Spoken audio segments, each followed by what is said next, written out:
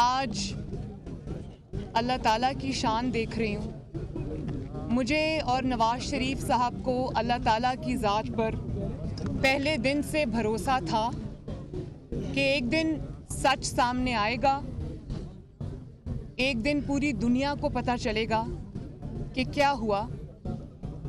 लेकिन ना मियाँ साहब को ये पता था, ना मुझे ये पता था कि वो दिन इतनी जल्दी आ जाएगा। वही हुकूमत है, वही जाली हुकूमत है, वही अदालतें हैं, वही ताकत का गलत इस्तेमाल है, वही साजिशी आज भी मौजूद हैं।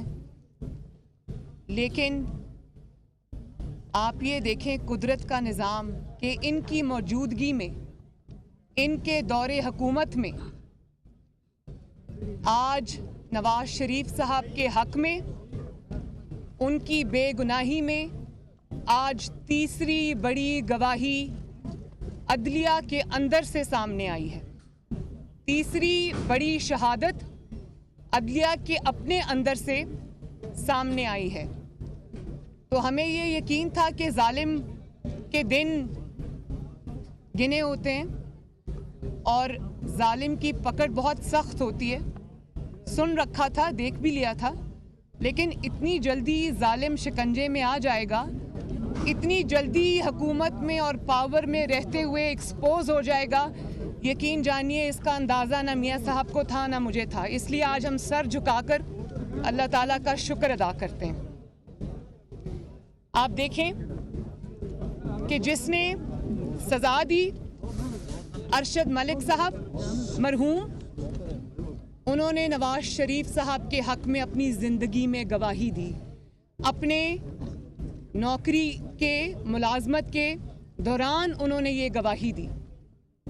उसके बाद शौकत अजीज़ सिद्दीकी साहब, जो इस इस्लामाबाद हाई कोर्ट के एक मुअज़्ज़िज़ जज थे, उन्होंने अपनी दौराने मुलाजमत नवाज़ शरीफ साहब के हक़ में गवाही दी और कहा कि जिस शख्स ने 2 साल की मेहनत के नतीजे में नवाज़ शरीफ के मुकदमे और उनके फ़ैसले करवाए ज़ोर, ताकत, धौंस और धांधली के नतीजे में वो शख्स उनके पास चल कर गया, वो शख्स जो आज पूरी दुनिया में तनकीद का निशाना बना है और उसके पास अपने हक़ में या अपनी सफाई में कहने के लिए कोई चीज़ नहीं है, वो शख्स गया शौकत अजीज़ सिद्दीकी के पास और कहा कि नवाज़ शरीफ साहब के बेंच में या तो ना बैठना या फिर नवाज़ शरीफ साहब को बेल नहीं देनी। और अब गिलगित बल्तिस्तान के जो चीफ जज हैं, उनकी ये गवाही आ गई कि साकिब निसार साहब ने, जो उस वक्त चीफ जस्टिस थे पाकिस्तान की हाईएस्ट कोर्ट के, एपेक्स कोर्ट के, सुप्रीम कोर्ट के चीफ जस्टिस थे, उन्होंने उनके सामने फ़ोन पर ये कहा, बल्कि ये गारंटी ली कि नवाज़ शरीफ साहब को और मरियम नवाज़ को इलेक्शन से पहले बेल नहीं दी जाएगी। और जब उनसे पूछा गया कि आप ये क्यों कर रहे हैं, तो उन्होंने कहा कि गिलगित बल्तिस्तान और पंजाब के मामलात बहुत फ़र्क होते हैं। आप ये ऐसे एक्ट करें जैसे आपने ये बात सुनी ही नहीं, सुनी अनसुनी कर दें, यानी कि अपनी मजबूरी का भी इजहार किया और इस बात से इनकार नहीं किया कि मैं तारीख़ की सबसे बड़ी नाइंसाफ़ी करने जा रहा हूँ। लेकिन बजाय इसके कि नवाज़ शरीफ को इंसाफ मिलता, पहली गवाही पे मिलता, शौकत अजीज़ सिद्दीकी इंसाफ मिलता, पहली गवाही पे मिलता, शौकत अजीज़ सिद्दीकी साहब की गवाही पे उनको इंसाफ मिलता। और शौकत अजीज़ सिद्दीकी साहब कोई आम शख्स नहीं है, उन्होंने आइन और कानून का हल्फ उठा रखा है। वो इसी इस्लामाबाद हाई कोर्ट के एक मुअज़्ज़ज़ तरीन जज थे। उन्होंने अपनी मुलाजमत के दौरान ये सवाल उठाया, ये शहादत दी, तो बजाय इसके कि उनकी इस शहादत पर एक्शन लिया जाता, नवाज़ शरीफ को इंसाफ दिया जाता, भले आप शौकत अजीज साहब को बुला लेते, जनरल फैज साहब को बुला लेते, दोनों को बुलाते, दूध का दूध पानी का पानी करते, आपने उस मुअज़्ज़ज़ जज को नौकरी से फारिग कर दिया।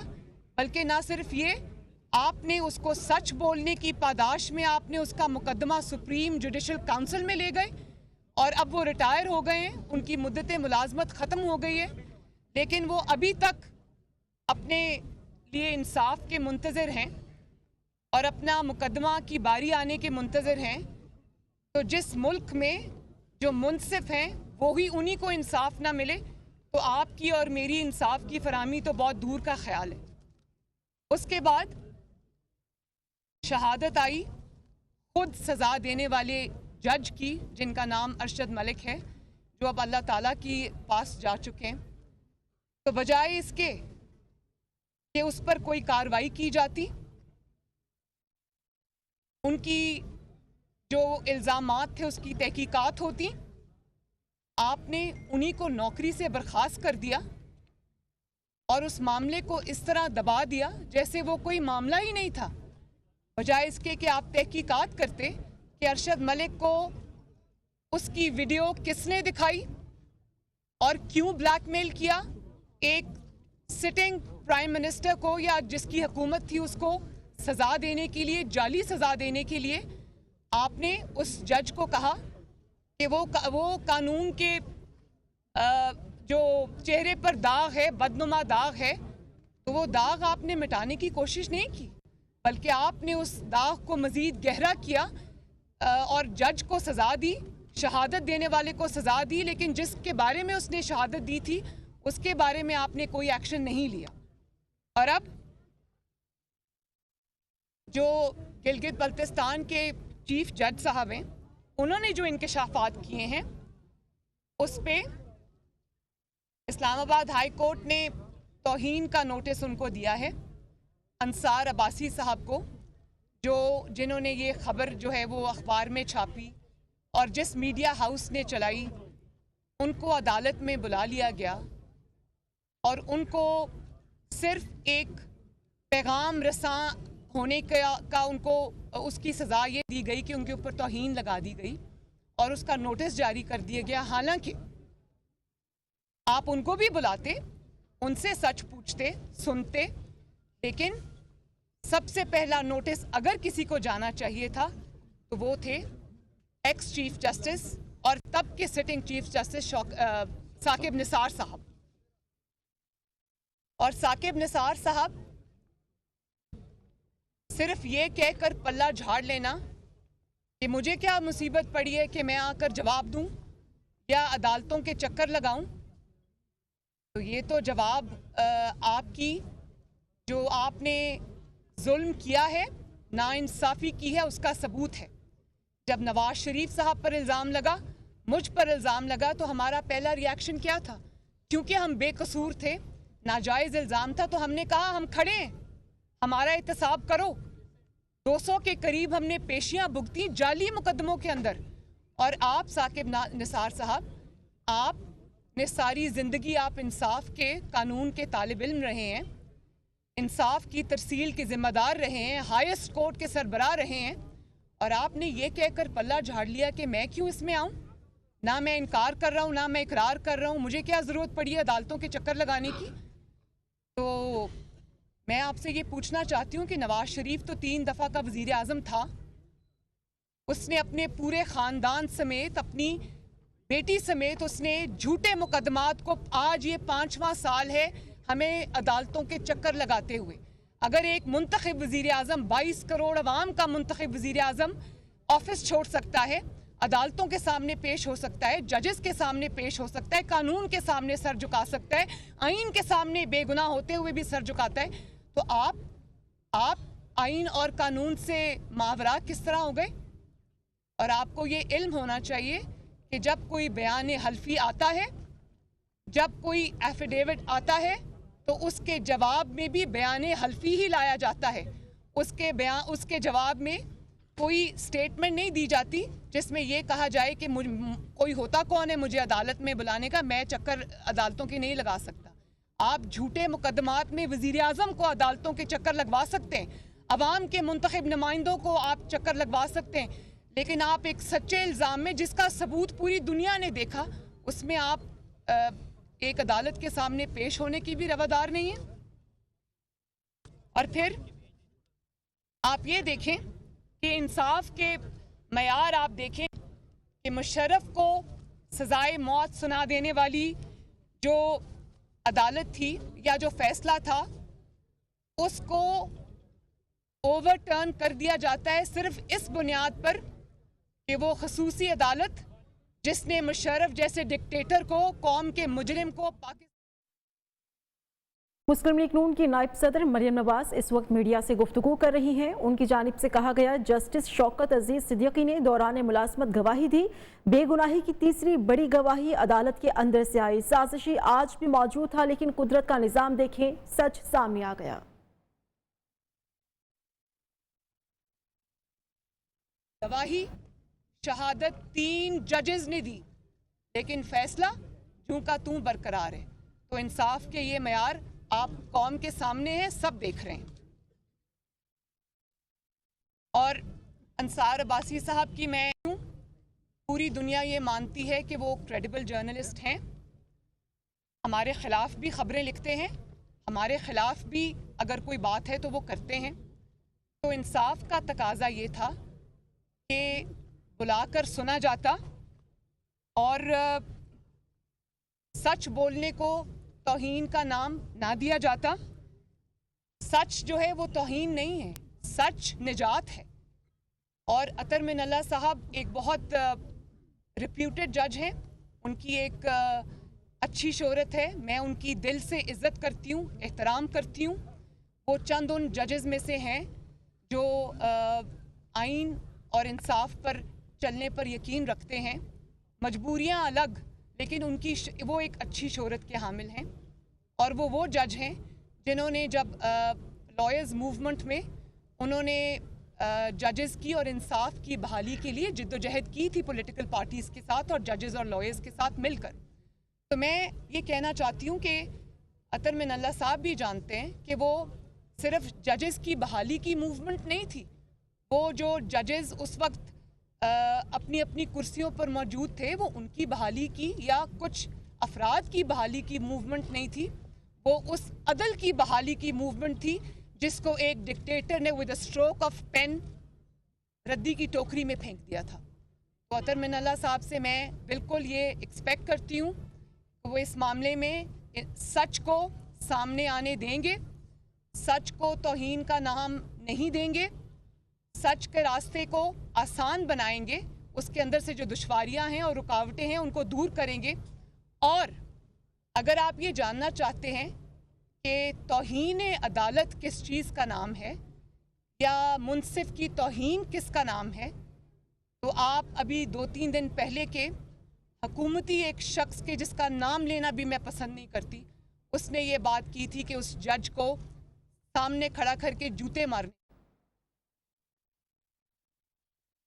मुस्लिम लीग नून की नायब सदर मरियम नवाज की जानिब से मीडिया से गुफ्तगू जारी है। उनकी जानिब से कहा गया, मुझे और नवाज शरीफ को पहले से यकीन था अल्लाह पर पूरा, और हमें ये यकीन भी था कि ये सच बहुत जल्द अवाम के सामने आ जाएगा। अगर नोटिस नहीं लिया जाता तो फिर शकूक व शुबहात उठेंगे और जायज़ होंगे।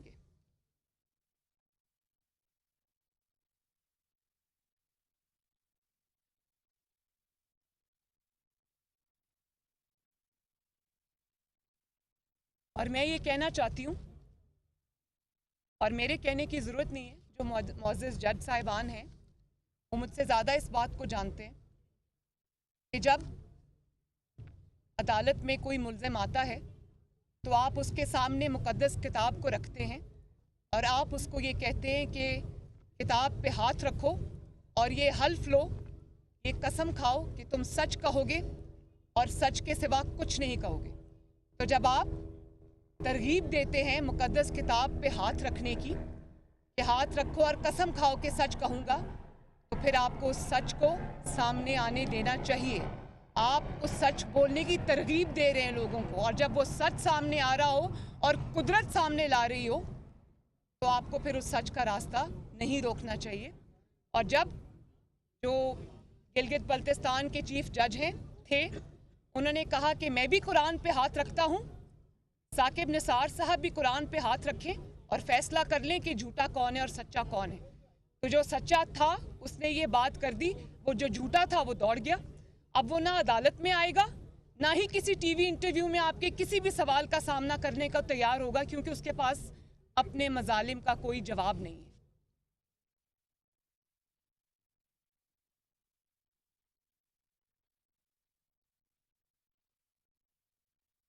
और सिर्फ मैं जो गिलगित बल्तिस्तान के चीफ जज हैं, मैं सिर्फ उनकी गवाही पर नहीं जाती, उसका फैसला अभी होना बाकी है। लेकिन जिन चीज़ों का फैसला हो चुका, जिन चीज़ों से ये साबित हो चुका कि साकिब निसार साहब न सिर्फ कानून के, अदलिया के, कौम के, आइन के और इस 22 करोड़ अवाम के मुजरिम हैं, उन चंद चीज़ों में से मैं आपको ज़रा कुछ दोबारा याद दहानी करा दूं कि जो फुर्तियाँ उन्होंने अपने चीफ जस्टिस होने के दौरान दिखाई थीं, उससे साफ जाहिर था कि उनके सामने एक नेफेरियस डिज़ाइन था, एक साजिश थी जिसको उन्होंने अंजाम देना था, जिसका वो मोहरा बने। उनके सामने एक एजेंडा था जिसकी तकमील उनकी जिम्मेदारी, उनकी जो सरबराही है उसमें होना थी। चुन चुन कर उन्होंने मुस्लिम लीग नून के लोगों पर तौहीन अदालत लगाई, मुस्लिम लीग नून के सिटिंग MNAs पर लगाई, मुस्लिम लीग नून के विनिंग हॉर्सेस पे लगाई, उनके इलेक्टेबल्स पर लगाई, जिनका उनको यकीन था कि ये मुस्लिम लीग नून के लोग इलेक्शन में जीत के मुस्लिम लीग नून की नंबर ऑफ सीट्स में इजाफे का बाइस बनेंगे, जिसमें ये तलाल चौधरी साहब आपके साथ खड़े हैं, मेरे दाएं दानियाल अजीज साहब ये साथ पीछे खड़े हैं, मेरे दाएं बाएं आगे पीछे मुस्लिम लीग नून में आपको उन लोगों की कमी नज़र नहीं आएगी जिनको चुन चुन कर तौहीन अदालत पर सुओ मोटो नोटिस लेकर उनको सच बोलने की पादाश पर उनको इंतखाबी मैदान से बाहर किया गया। साकिब निसार साहब ने किया, और ना सिर्फ ये बल्कि हमारे सेनेटर्स को, हमारे अपने MNAs को, MPAs को, सेनेटर्स को उन्होंने शेर के निशान पर इलेक्शन लड़ने से रोका, क्योंकि वो जानते थे कि वो मुंतखब हो जाएंगे और PMLN की इलेक्टोरल स्ट्रेंथ का बाइस बनेंगे।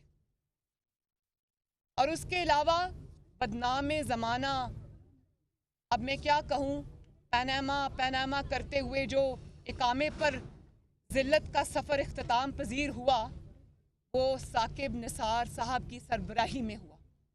और वहीं पर उन्होंने बस नहीं किया, वो उतना ही इंसाफ का कत्ल पे उनको तसल्ली नहीं हुई, उन्होंने ताहयात 22 करोड़ अवाम के रिप्रेजेंटेटिव नवाज शरीफ को उन्होंने नाअहल किया।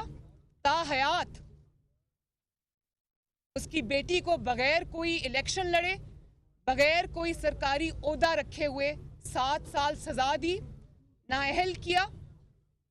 और उसके बाद वहीं पर उनका दिल नहीं भरा तो उन्होंने तारीख एक बना दी इंसाफ के कत्ल की।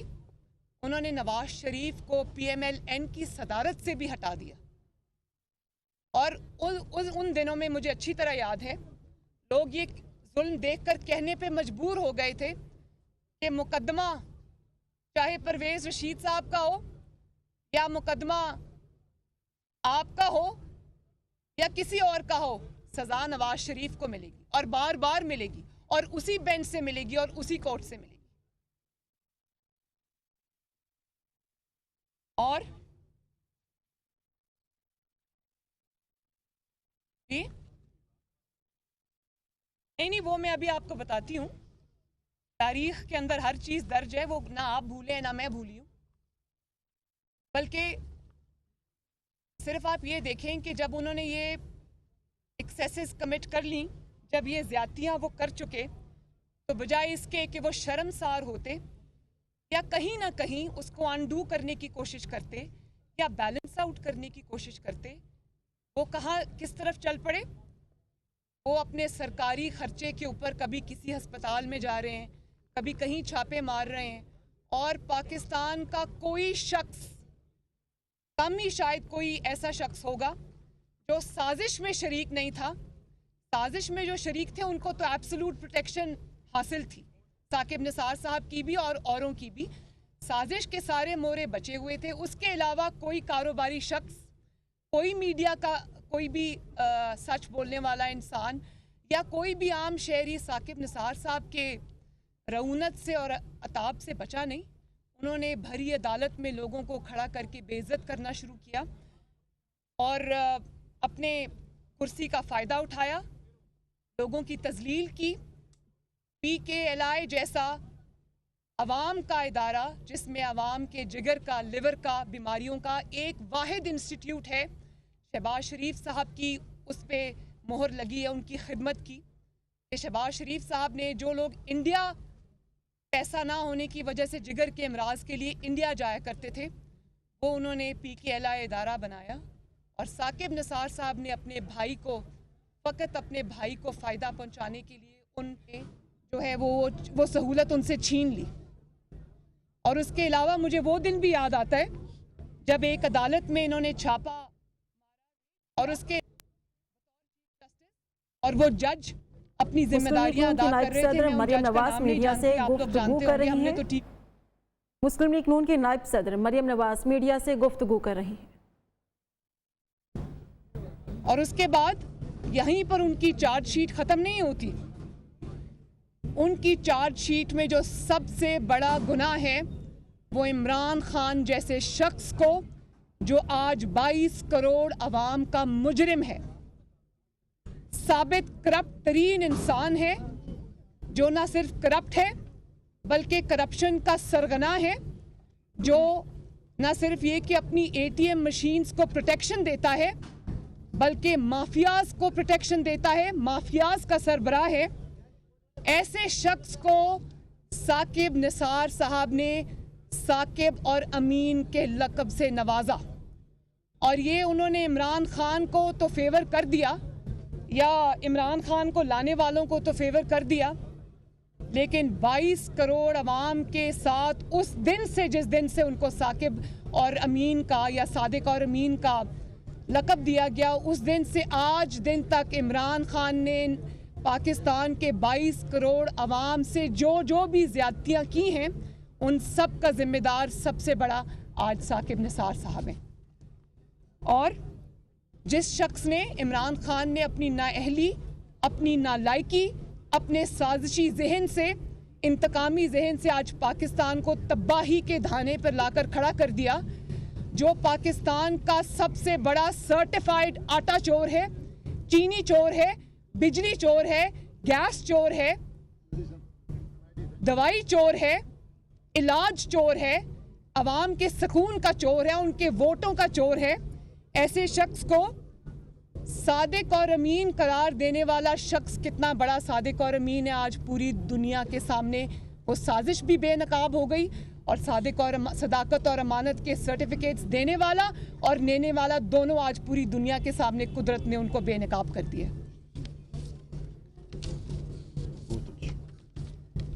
मैं एक रिक्वेस्ट करना चाहती हूँ उन लोगों से जो नवाज शरीफ साहब के खिलाफ साजिश में शामिल थे, जिनके नाम सामने आ चुके हैं और जिनके नाम अभी भी सामने आने बाकी हैं।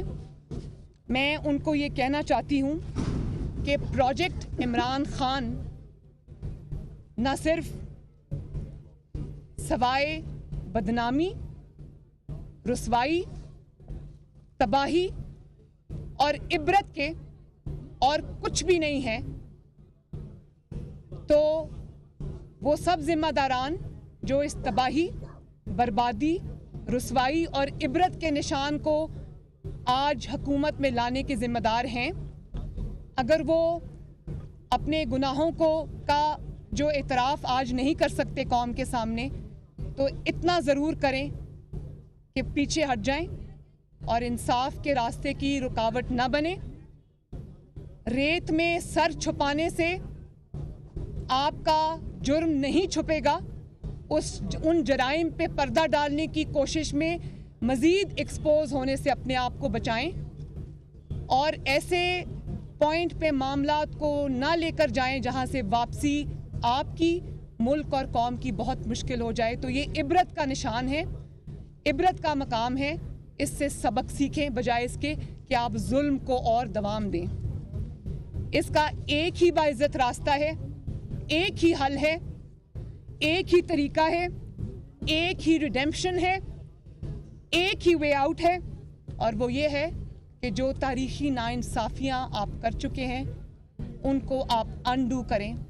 नवाज शरीफ साहब को इंसाफ दें, और इंसाफ मज़ीद मुकदमेबाजी से नहीं मिलेगा।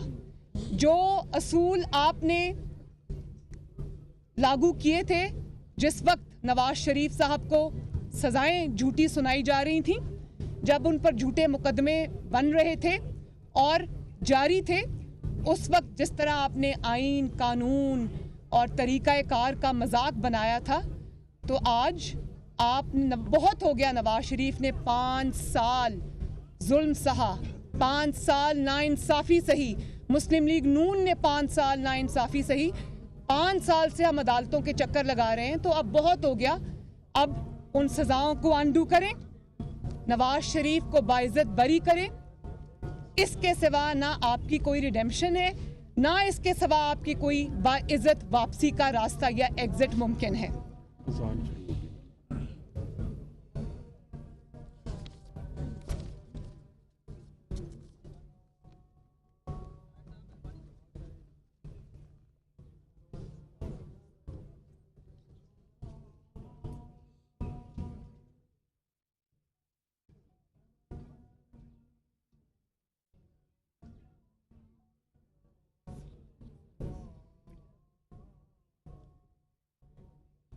अजान।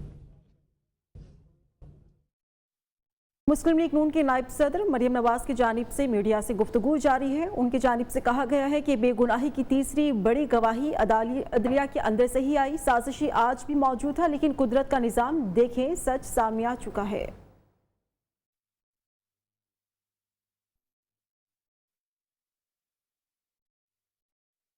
इस सब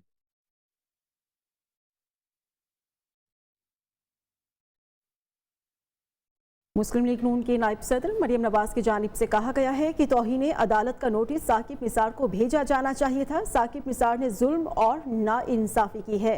मुझे और नवाज शरीफ साहब को अल्लाह पर भरोसा था कि एक दिन सच अवाम के सामने आएगा, लेकिन ये नहीं अंदाज़ा था कि सच इतना जल्दी सामने आएगा। आज तीसरी बड़ी शहादत अदलिया के अंदर से ही हमारे हक में आई है। पार्लियामेंट का मुश्तरका इजलास जारी है और कानून साजी के हवाले से आप मनाज़र देख सकते हैं कि इस वक्त वोटिंग हो रही है और ई वोटिंग का ये मरहला है। इस वक्त बिल के हवाले से वोटिंग का मरहला जारी है और अरकान जो हैं वो अपनी नशिस्तों पर खड़े होकर इसमें हिस्सा ले रहे हैं। इसके मनाज़र आप तक पहुँचा रहे हैं। पार्लियामेंट का मुश्तरका इजलास जारी है और ई वोटिंग पर के बिल पर इस वक्त वोटिंग का मरहला जारी है। हर बार नाकाम जा रहा है, उनकी हर कोशिश जो है वो रायगां जा रही है। तो इसमें आने वालों के लिए भी सबक हैं, जाने वालों के लिए भी सबक हैं। मेरे सबक याद कराने से उनको सबक याद नहीं होगा।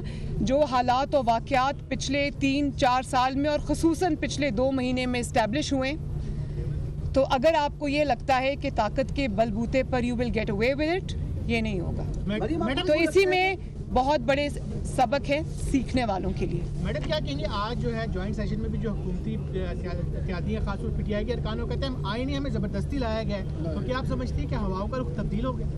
आपने जब कहा ना हुकूमती इत्तेहादी, मुझे लगा आपने कहा हुकूमती कैदी।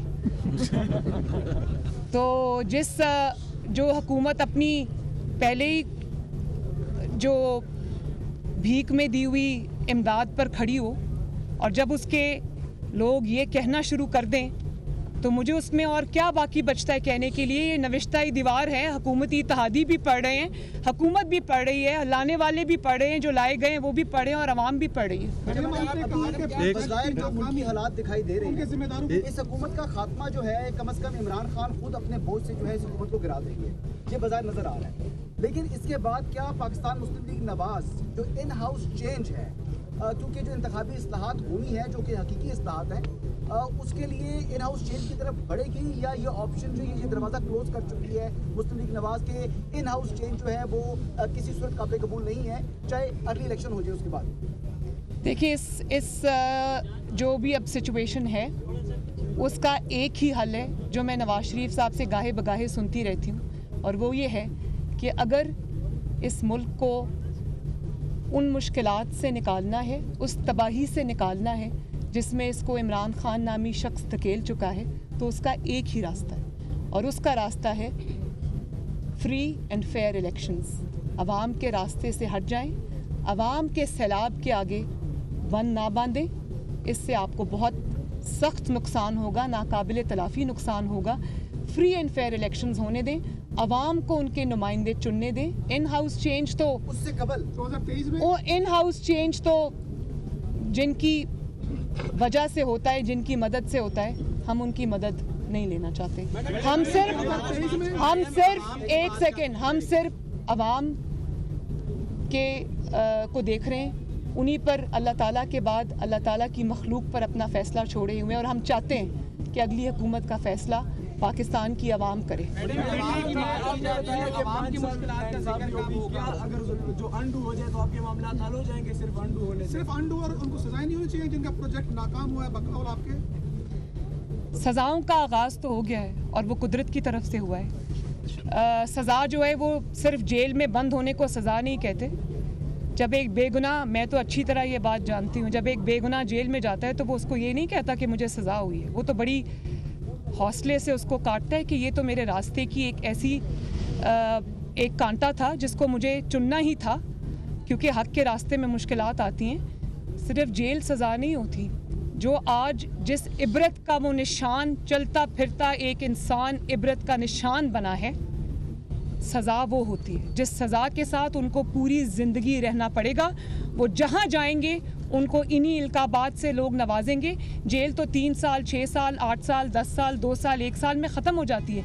ये वो सज़ाएं उनके माथे पर कुदरत ने लिख दी हैं जिनसे वो पीछा कभी नहीं छुड़ा सकते। मेरी नज़र में इससे बड़ी सज़ा कोई नहीं है। जज के एफिडेविट को क्या आपकी लीगल टीम अदालत में लेकर आएगी और जुडिशियल रिकॉर्ड का हिस्सा बनवाएगी? देखें, एक सेकेंड, हाईकोर्ट के जज का नाम भी आया, तो क्या ये केस किसी हाईकोर्ट? मैं अभी अपनी लीगल टीम के साथ बैठूंगी और हम इस चीज़ को वे करेंगे, और ये मेरी लीगल ऑप्शंस अभी खुली हैं। मैं इसको अभी डिस्कस भी कर रही हूँ, और थोड़ा टाइम आज नैब ने ख़ुद ही मांग लिया है। वो नैब जो रोज़ाना की बेसिस पे मेरे केस को चलाना चाहती थी और जो रोज़ अदालत में दरख्वास्त देती थी कि मरियम को या गिरफ़्तार किया जाए या रोज़ उसके केस को अदालत में रोज़ाना की बुनियाद पर सुना जाए, आज वो पता नहीं किस नामोशी से मैं उनका चेहरा देखना चाहती थी, लेकिन मैं क्योंकि पीछे बैठी हुई थी तो वो चेहरा नहीं देख सकी। आज उन्होंने खुद 2 हफ्ते मांग लिए क्योंकि उनके पास किसी भी चीज़ का कोई जवाब नहीं। ये सुनने में आया कि पीटीआई के लोग आपसे PDM राब्ते कर रहे हैं टिकट के लिए। पीटीआई के लोग कितने लोग राब्ते कर रहे हैं, और आप समझते हैं आइंदा इलेक्शन में पीटीआई वन टाइम यूज की लिखी हुई जमात नजर आ रही है? पीटीआई जिस तरह वजूद में आई थी उसी तरह वो अपने इख्तिताम को पहुंच चुकी है। उसकी इतनी ही ज़िंदगी थी। वो पहले दिन से वेंटिलेटर पे थी, पहले दिन से वो ऑक्सीजन पे थी, और उसकी इतनी ही ज़िंदगी थी। मुझे लगता है कि आजमाइश तो इंसान पे आ जाती है, हम पर भी आई, मियाँ साहब पर भी आई, पाकिस्तान मुस्लिम लीग नून पर भी आई, और पाकिस्तान के अवाम पर सबसे बड़ी मुश्किल आई वो ये कि देखें, पाकिस्तान शायद वो दुनिया का वाहिद मुल्क है जहाँ सुबह महंगाई कुछ और होती है, दोपहर को कुछ और होती है, रात को कुछ और होती है, जहाँ महीनों के हिसाब से नहीं, सालों के हिसाब से नहीं, घंटों के हिसाब से नहीं, मिनटों के हिसाब से जो है वो महंगाई होती है। और आज हम ये सुनते हैं कि 3 दफ़ा गैस मिलेगी दिन में, जैसे वो 1-1 किलो या 2-2 किलो चीनी के थैले पाकिस्तान के अवाम को भीख की तरह थमाए जाते थे अंगूठे पे निशान लगाकर। आज उसी तरह सुबह नाश्ता आपको अगर आपने पहले करना है या बाद में करना है और गैस का वक्त ख़त्म हो गया तो वो वक्त का तयन कि आप कब नाश्ता करेंगे, कब आप तहज्जुद के लिए उठेंगे, कब तहज्जुद का वक्त शुरू होगा, कब आप गर्म पानी से वज़ू कर सकते हैं, कब आपको गैस मिलेगी, कब आप दोपहर का खाना खाएंगे, कब आप रात का खाना खाएंगे। ये इमरान खान तय करेगा, जिसके घर में बनी गाला में और प्राइम मिनिस्टर हाउस में बिला तातुल 24 घंटे गैस आती है, जिसके किचन का खर्चा या हुकूमत पाकिस्तान देती है या पाकिस्तान के अवाम देते हैं। उसको क्या लगे चीनी की कीमतों से, डीजल की कीमतों से, फर्राटे भरती हुई 10 मर्सिडीज़ की जो उसका कॉन्वॉय जाता है, उसको क्या पता कि पेट्रोल कितने रुपए लीटर मिलता है, डीजल की क्या प्राइस है, बिजली की क्या कीमतें हैं, गैस की क्या कीमतें हैं।